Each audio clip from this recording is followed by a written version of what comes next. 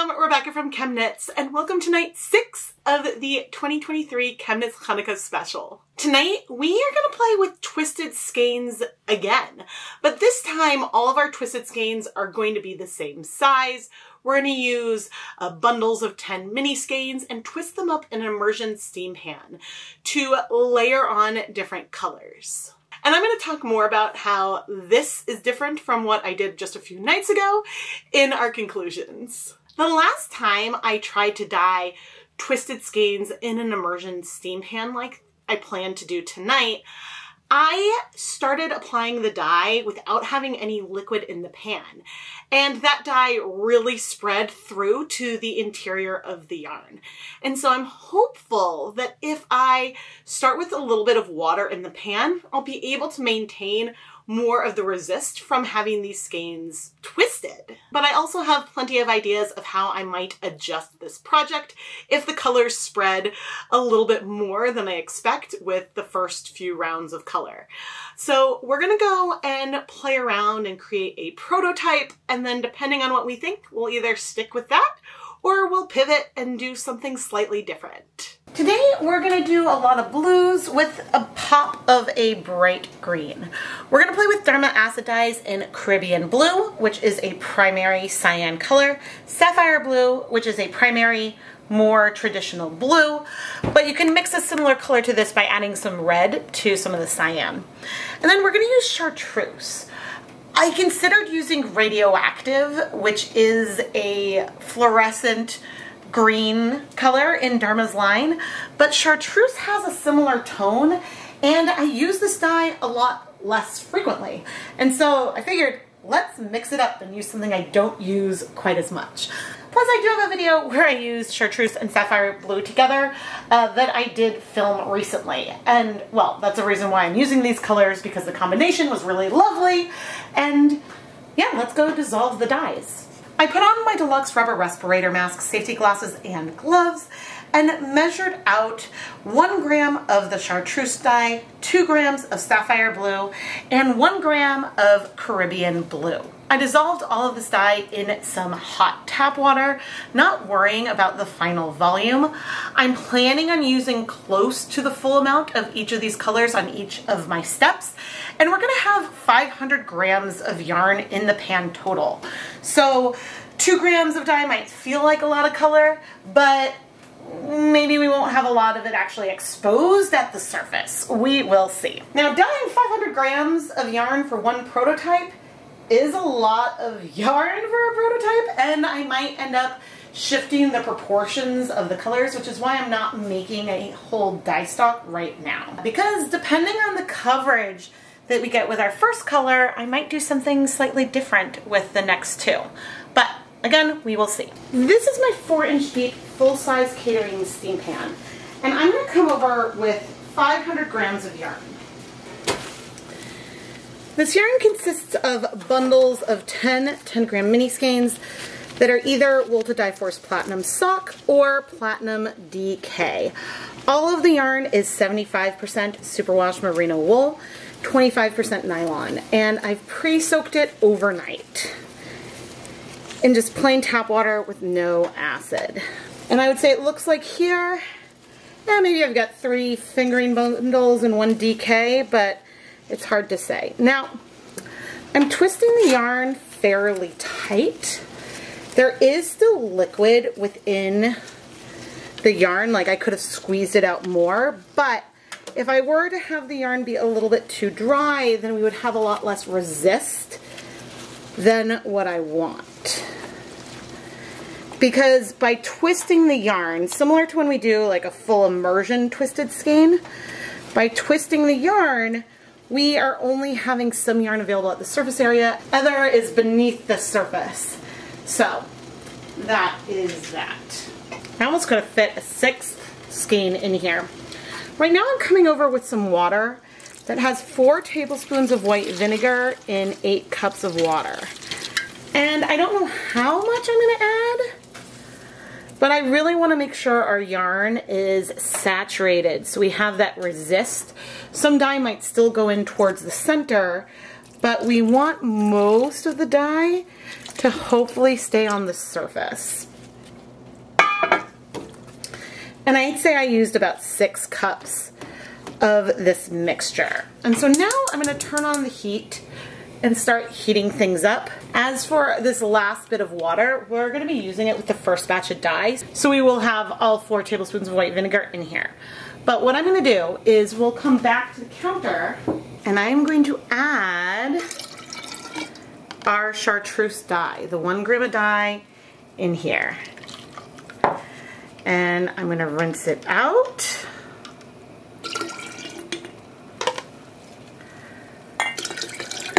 Just some more water, and I think we're gonna fill this up almost completely. I could have filled this a little bit more, but we have all of this dye in a total volume of 6 cups of water. And again, we do have some acid in here. The water is warm, not hot. We're getting a little bit steamy. But let's see how this is gonna go. We're gonna add on all of this dye, and you can see we're getting some good coverage of it. And I will say the skeins are starting to float up a little bit. I'm gonna tap that down. I'm unsure how much coverage we're gonna have of this color throughout the yarn. But I'm gonna be using that as the basis for what we do in our next stage and how we might decide to mix things up. But I'm gonna raise the heat again and we'll check in after about 10 minutes to just see where we are with our color. It's been about 10 minutes and we definitely do still have some color here in the pan, but I'm gonna remove the yarn, squeeze out the water, and see we have a fair amount of white left.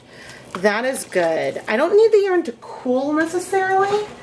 I just need it, I just am gonna want it to be able to like handle it, but the good news is we do have some large patches of white, which is what I wanted. Now, as I'm removing this yarn, I'm going to add 2 yarn mops to the pan. One of these is Platinum Sock, one is Platinum DK. And I just want to soak up that rest of the green. The yarn mops that I added here were dry, and they're quickly soaking up that color. They're also helping me reduce the water level a little bit since they were dry. And so then we will be able to have like a bit of a higher water volume when we start our next round. But this is also showing me that I was like, oh, there's still a bunch of color left. Maybe not. Because as I remove it, maybe some of that was a reflection on the water. I mean, there's no question as I move this yarn, there's no question that there's a little bit of color that's in here, a little bit of a yellow, but most of our color is in the yarn that I just removed. So I'm just gonna leave this in here for however long this was, I guess 1 minute before removing it. But in case I didn't say, this is Platinum Sock, same as our mini skeins, and the other is Platinum DK. And I have a feeling that these will end up being mostly blue, but we'll see because we'll be using them for all of the batches we're doing right now. Oh no, we are steamy. I'm gonna reduce the heat to low, and now I'm bringing the yarn back over. And once again, we've got more water level, but off camera, all I'm doing is taking the skein and twisting it, like so. And with this bottom, trying to straighten it out, and if I think I want a little bit more twist here, I can add that. And it's okay that the twist has gone over itself a little bit. Now, one thing about doing this the way that I'm doing it is that as we twist the minis can move relative to one another before I start twisting. And so I think I'm gonna do this colorway on some full skeins towards the end. And so maybe we'll get just a comparison about how that might be different. Because as I bring in the yarn, if one of the mini skeins is more to the center, it could go completely on the outside, whereas there's some yarn that is much more likely to be more towards the center on every single round when we have a full skein. Now I could have moved the zip tie, but I didn't. And the thing I want to see at this stage that I do see is I want to see a lot of white. And so I'm very happy about that. And I want to see some green as well. There we go. I'm feeling a little bit nervous to add color on, but we're gonna go for it. And we're gonna use that Sapphire Blue. I'm adding all that I had mixed into a jar, and we're gonna add a bunch of water plus some acid. All right, I have our 2 grams of dye and about 5 cups of total volume.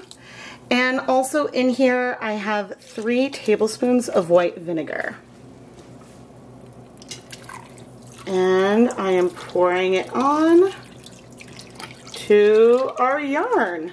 Now, a light version of this blue is going to look different from the Caribbean blue that we haven't added yet. And so if you're curious there, the most pastel form of this isn't going to be as bright of a blue.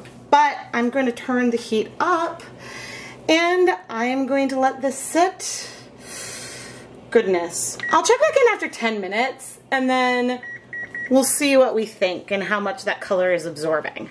Fingers crossed, we still have a little bit of white left on the inside, but we will see. Certainly this is pretty just as it is with blue and some more green. I'm very happy we do have some nice blue patches in here. All right, 10 minutes, the water is starting to clear. I'm tempted and I'm gonna let it go, I think.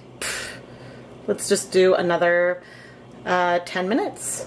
Okay, so now it's been a total of 20 minutes and I'm gonna come remove, ooh, got lots of colors. That's cool.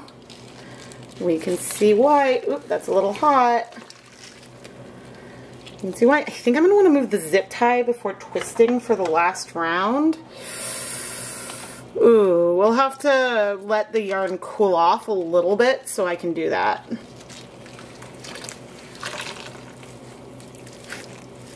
Just so I can comfortably move the yarn. But so far, this is looking really cool. I love that we still have some of the bright green in here. There's definitely some elements of the white as well. I'll bring this over to the counter after it's had a tiny bit of time to cool. Oof, gorgeous. Okay, now as for this, I do have, there's like a hint more color in this bottle. So we're gonna rinse that out and add that bit of blue in because we're now gonna add the yarn. And this time you can see that we definitely have a little bit more color in here, but it is a very soft blue that's left. Most of the color, once again, is in our other yarn. It just next to it looked like there was a lot more pigment than there really is. Oof. This is pretty. And quite different because here the layering is overall going to be a lot softer and more subtle. And we're not going to have as many like noticeably white patches left behind. But anyway, I'm going to leave the yarn in here for 15 minutes. And during that time, we're going to let our main color just sort of cool off a little bit so that way I can manipulate it before our next twist. Okay. I love that I turned on the camera and have not popped my gloves back on or anything, but I realized I don't have a place to put this. So let's go to our yarn first. Because I have all of the yarn in 2 pans. So now I'm going to take this mini skein, bring the zip tie about halfway down, And that's where we're gonna have it. This way, some of the area that is the most white will be at either end, and then therefore it's more likely to get a little bit of some color. And so coming over here, we're just going to this whiter region. Now I'm hoping that some of the chartreuse will stay as chartreuse when this is done. But we don't know. We might have that more covered up. But we are coming in with a brighter, oh dear, someone's a little stuck. There we go. Coming in with a brighter blue this time, so we will just have to wait and see. Now I have a free pan, so we can remove this yarn. Okay. I love that we have some really nice dark saturated colors, and that's because even though so far we've only used 3 grams of dye on 500 grams of yarn, the dye is more concentrated on some parts of the yarn versus other parts. And that is because of the overall technique. Now, I'm coming, we're spinning. It's okay if we have a kink or two in here. I'm not gonna worry about that. And I wish I could show more of the twisting, but just know I'm twisting everything in the same direction for each of the repeats this time. I could have mixed it up and twisted in another direction, but I'm twisting, which direction? I guess I'm twisting the yarn clockwise. It's funny, I'm trying to think about which way I usually would twist a skein if I'm twisting it all the way, and I right now can't think of it. I'm like, my mind is drawing just a blank right now.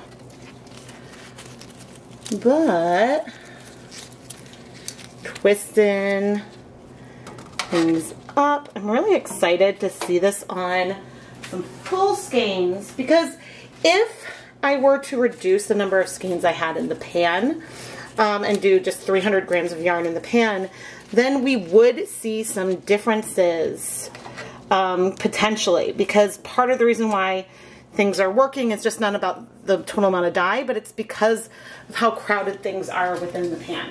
Okay, now for our Caribbean blue, we're gonna add it in. And you can see how this is more of a bright blue. It can even feel neon at times. And let's see. Let's add 3 tablespoons of white vinegar, and I'm gonna add some more water in here. All right, we have about 5 cups of total volume. Even though our dye is foaming up a little bit, which is odd because I haven't added any soap in here. But so that is what it is. But we've got our beautiful blue, and let's go over to the pan. Okay, I'm a tad bit nervous. The only reason why I'm feeling nervous at all is because this is a color, ooh, that looks so pretty. This is a color that is known to spread. And so it could just completely overtake everything that we have. But we're gonna go for it, and I have to say, this is looking really, really pretty. Now, I'm only gonna poke a few select spots, and it's okay if they poke back out of the liquid. That is not a concern. But I love that I can see all the blues. I'm so curious how much, if any, white we may have in the end. We can always decide to over dye this with a little bit more color or let white be a part of it. But what I see here are a bunch of different blues and some hints of green, and that is making me so, so happy. So I'm gonna turn the heat up back to medium, and we're gonna let this heat for 15 minutes. Sometimes when I'm developing colorways, the length of time that I wait might feel very arbitrary, because it is. In theory, I could wait 30 minutes in between each layer of color, but I don't need to wait that long to get the results that I'm looking for. And so sometimes it's okay to stop with a little bit of heat left, or a little bit of color left in there, and to go ahead and use a yarn mop to soak up that color so I can stay in the same pan. Sometimes that helps, but whether I pick 5 minutes, 10 minutes, it sometimes is just about, have I hit the color that I want to see in the yarn yet? Because if I really like the way that the colors are looking, then yeah, it might be fine. We might be ready to go. Done, let's remove it because I like where we are. I don't want it to absorb even more color. Or sometimes we want the yarn to absorb even more color, so we're gonna let it sit longer until that color has come into the yarn. So things are overall a matter of preference. But when it comes to a technique like what I'm doing here today, I'm going to decide to order the colors in an order that the color that will take the longest amount of time to strike will be the one I add at the end. So I don't know what this means for our yarn mops, if I'm going to remove this yarn and then go steam set it to finish it, or if we'll end up letting it have a full 30 minutes in this pan.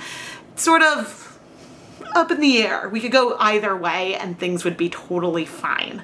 So again, we'll check back in after the random 15 minutes that I selected and see where we are and how we want to proceed. All right, it's been 15 minutes and you know, I'm inclined to set up a steamer basket. All right, let's see what we've got here.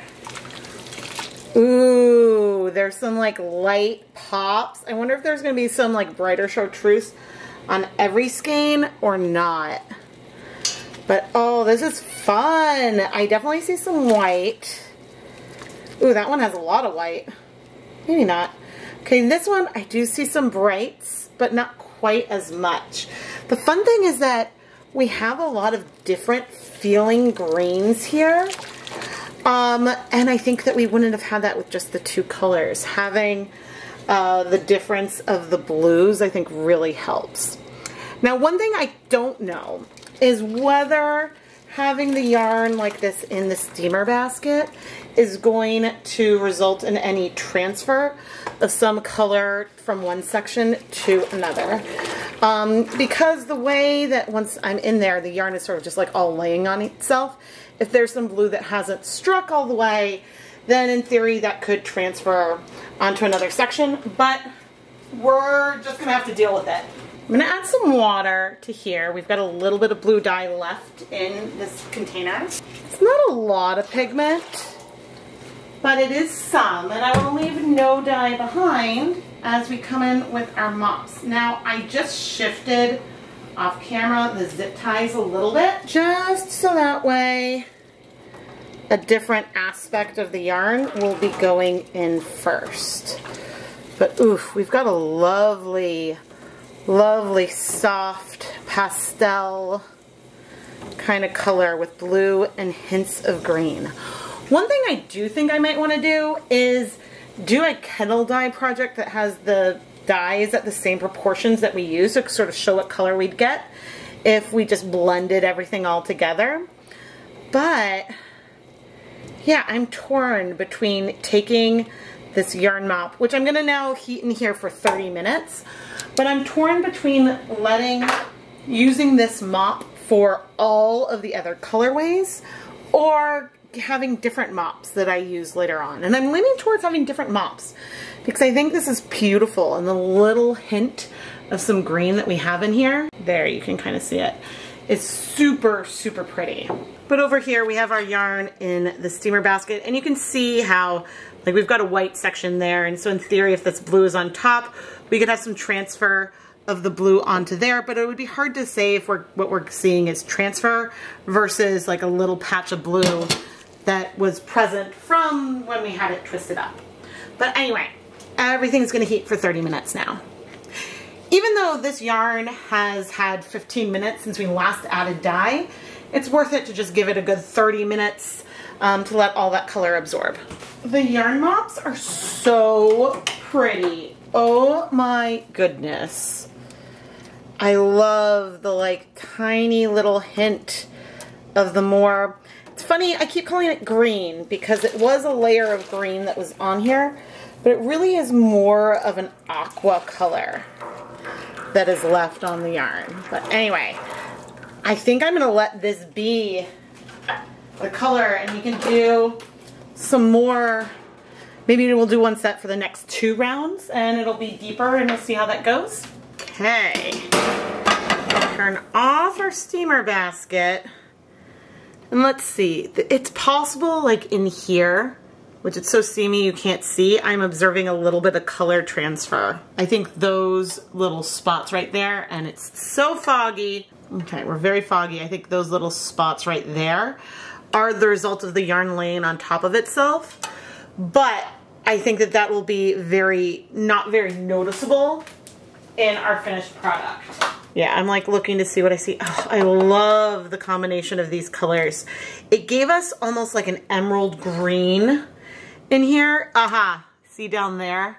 Oh, nope, I'm still zoomed in really tight. Okay, see in here how there's a little bit of some like modeling to our colorway? I think that that is some color transfer, but I think it's gonna be relatively minor throughout the overall colorway of the yarn, and I don't mind that that's present. Or I was still super zoomed in. Now, one other thing I want to do to check is just look at the liquid beneath the steamer basket. I'm not seeing color down there, which means that we didn't have dye dripping down. But anyway, I'm gonna set this yarn aside to cool and we'll wash it. Here are 3 of our skeins, and oof, this is so pretty. I was nervous that the whole thing would become green because that's not what I wanted, but what this does have are some extreme peacock vibes, and I'm here for it. Okay, there was a tiny bit of blue there. Not bad. Let's add a little bit of some dish soap and fill this basin up. This is just 3 of the bundles because 5 would have been a little hard to fit, so I'll wash it in 2 stages. Let's find the zip ties. You'll notice when I wash yarn, I'm always holding on to it by the zip ties because then I know I'm picking it up and I'm not like gonna tangle it by picking it up somewhere random. All right, I am seeing a hint of some blue come out. But given the depth of color, that isn't bad. But let's go ahead and I'll wash it a couple times off camera and then I'll check back in. All right, a couple of rinses later and things are looking way better. And I'm not really seeing any more color come out. So I'm gonna put the yarn through the spin dryer, hang it up to dry. Off camera, I measured out the exact same amount of dye I did for the first round. 1 gram each of the Chartreuse and Caribbean Blue and 2 grams of the Sapphire Blue. And then I arranged twisted mini skeins in the pan, starting with fresh water. I'm not reusing the same dye bath here, and then layered the colors on top of one another. Now, in this pan that I'm showing you here, I have 3 bundles of 10 gram mini skeins. But then I have 2 full skeins of yarn. The full skeins of yarn are Knit Picks Stroll Fingering Weight yarn, 75% superwash merino wool, 25% nylon. And I'm planning on treating these as similarly to the mini skeins as I can, but you'll notice that these skeins are longer than our minis. And so I layered the colors on, first with our Chartreuse, then the Sapphire Blue, and then finally I shifted the zip ties and layered on the Caribbean Blue, using some yarn mops in the middle as needed. And then I went and I steam set our twisted skeins for 30 minutes, leaving the yarn mop in the pan for, I guess, a total of 30 minutes. And then I set everything aside to cool and then washed it all off camera. Now there's one final little experiment that I wanted to do. And I wanted to kettle dye some yarn with the same total proportion of dyes, just to show what the colorway would look like if I didn't layer them with this kind of resist way so that the colors each applied very unevenly. I wanted to create 200 grams of yarn in this bonus style. So I measured out 0.4 grams of Chartreuse Caribbean Blue and then 0.8 grams of the Sapphire Blue acid dyes. Dissolve this in hot tap water, but then I combined all of the dye together and added it to a kettle with 16 cups of water, no acid yet, added in our yarn, then added some acid and let everything heat until all of the color had absorbed, or at least 30 minutes. This is a tonal that might break. We might see some separation of the chartreuse from our blues, but the color that we have here will be a little bit more even. There won't be as many patches of bright and dark because we're gonna have the dye all over. And that dye all over will be at a depth of shade, a 0.8% depth of shade. And the yarn that I'm using here is another 200 grams of Knit Pick Stroll fingering weight yarn. For our tonal, there was a fair amount of blue left in the pot in the end. I just let that stay there because in my experience with some bright blues, unless I'm doing something pastel with that dye in the end, if it hasn't soaked in and it's been, you know, well over 30 minutes plus some other time in the pot like we have with these tonals, it may not absorb. So I'm leaving that last little bit of blue behind. I'm a little bit undecided if this is just more of a true teal or if it's a blue leaning green, but either way the color is really pretty and I do see a little bit of breaking, and we'll take a closer look once it's dry, but I'm going to wash this off camera once it's cooled. I absolutely adore how oceany this colorway feels. I love that there's only a hint left of that bright green. And we have like the deeper green, but then just so many blues. Something about it is just so water-like. Like part of me looked at it and felt pool, but pool isn't quite right. It's probably like ocean, like crisp, clear. Oh, I don't know. It's fun and colorful and bright, and I am so happy with how this turned out. The two different blues that we used are very much present here in the colorway. Now, in theory, we don't have to use two different blues. However, there are benefits to using two different primaries. You can make a blue like Sapphire Blue by taking Caribbean Blue and adding a little deep magenta to it. With the right ratios, that gives you that like Crayola primary color blue. However, it also might break, and so then there might be some elements that you have the pinks and those reds there a little more concentrated.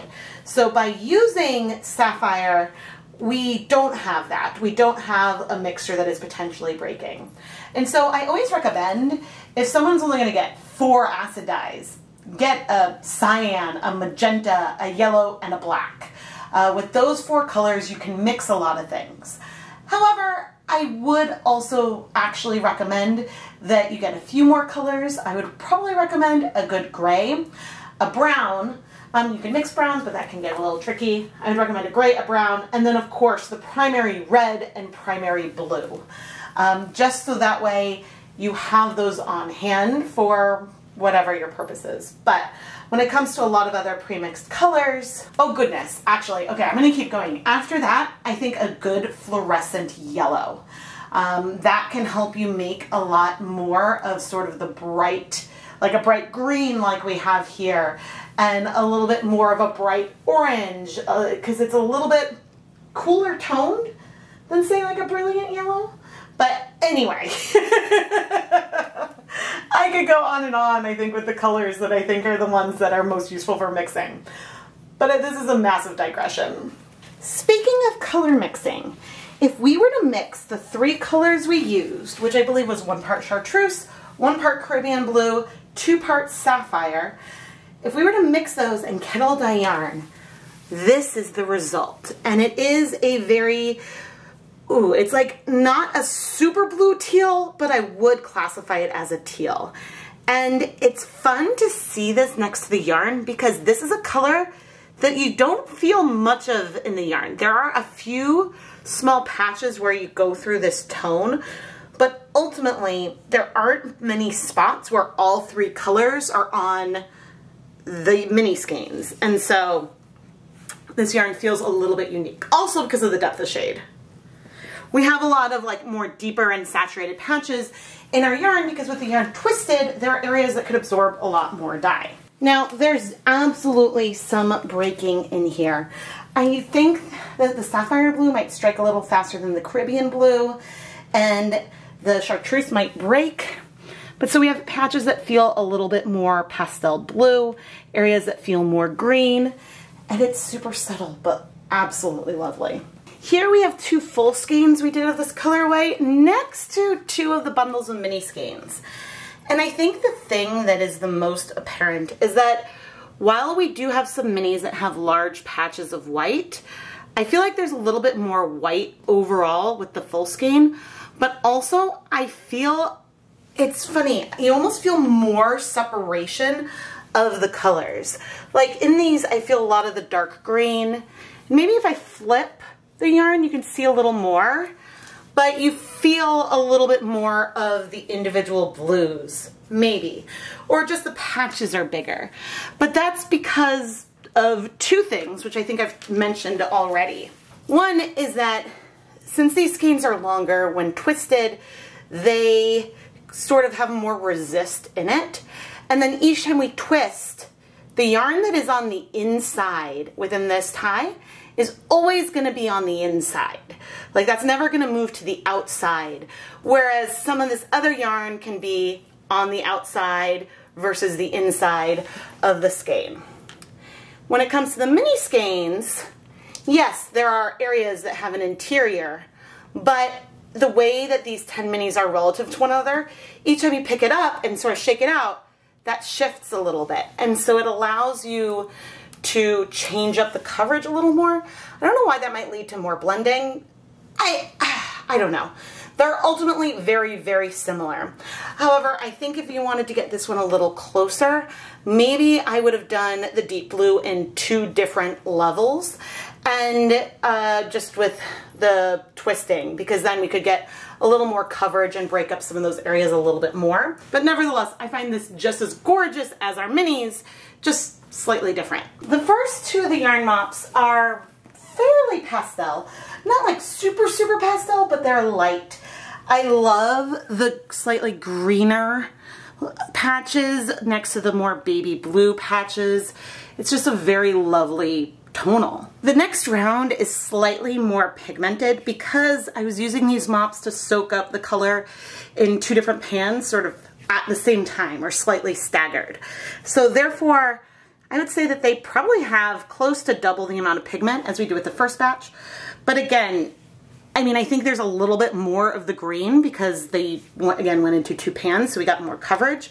But we have greener sections and bluer sections, and it's just a lovely, soft, layered tonal. Here's one of the sets of mini skeins twisted up, and you can see that we do have some variation. This one has a little bit more white on it than some of the other minis in this bundle. So again, it does demonstrate that this does give you a non-repeating type of colorway. But I think if you were using all the minis in one project, I don't think there would necessarily be a huge demarcation line. But I mean, you never know. There is variation, but there is also a lot of consistency and similarity as well. I mean, I think maybe this one does have a little bit of the dark green. It's possible that there could be a mini that's missing a little bit more of the bright. Like this one, it's maybe a little bit more covered. But yeah, I mean, there's just a little bit of differences because again, a non-repeating technique. The twisted mini skeins do look a little different from the twisted full skeins, but that's partially also because of the amount of twist. You can put a lot more twist into a mini like this than you can into a full skein because it's thicker. The thinner whatever your twisting is, the more twist you can put in. So I just thought it would be fun to compare them. I am really curious to know, do you prefer repeating colorways or non-repeating colorways? Please let me know in, well, either the live chat if you're watching the premiere or in the comment section below if you're watching this on demand later. Here we have bundles from different batches next to each other. And so while there are some differences, as I pointed out, within one bundle, you can see that some are deeper. This one has a lot more of the chartreuse than say here. Like there's areas where maybe you could draw the line without counting 10, 10, 5. which is the way I have it laid out. But there's not like a firm line. It's just like, oh, okay, here's a section that has a little bit more green. And so things sort of ebb and flow. And here are all the different types of colorways we dyed in today's video. All of those semi-solids would pair really, really well with this very variegated type of colorway. I mean, just think about this as a set. Ooh. This is the second video I have done this Chanukah where I have dyed twisted skeins of yarn 3 times. In the last video, I dyed the yarn in an immersion kettle, starting with twisted 10-gram minis, then bundles that were twisted 50 grams, and then finally bundles that were twisted 100 grams. And so the main difference that we have here is the surface area of the yarn that is on the outside in each of the bundles. Because the length of a 10-gram, 50-gram, 100-gram mini was fairly similar, but they get thicker and there's more yarn in the middle of the thicker ones. And so you're not going to get as much coverage on a bundle of 10-gram minis as you will if you're dyeing a single mini skein. But otherwise, there are elements between dyeing the yarn in an immersion pan like this and twisting the yarn and dyeing it as a twisted tucked skein that are very, very similar. And so some of the other differences might be a little bit subtle when it comes to the resist, but depending on the setup you have, you can get similar results if you go between an immersion steam pan or a kettle. I really hope you have been enjoying this year's Chanukah special. Please subscribe and turn on notifications so you don't miss a new video. This is the biggest way that you can help support the content here on the ChemKnits Tutorials YouTube channel. And if you love the yarn I dye, you can bring some home for yourself. You can head over to the ChemKnits Creations Etsy shop, and some of those full skeins that I dyed tonight may still be available in the shop. You can find links down in the video description. I am Rebecca from ChemKnits, and what do you think is coming up for Chanukah Night 7? I will see you here tomorrow night at 8:30 p.m. Eastern Time for our next video premiere. I think you're really gonna like the yarn that I created. Thank you so much for watching, and happy Chanukah!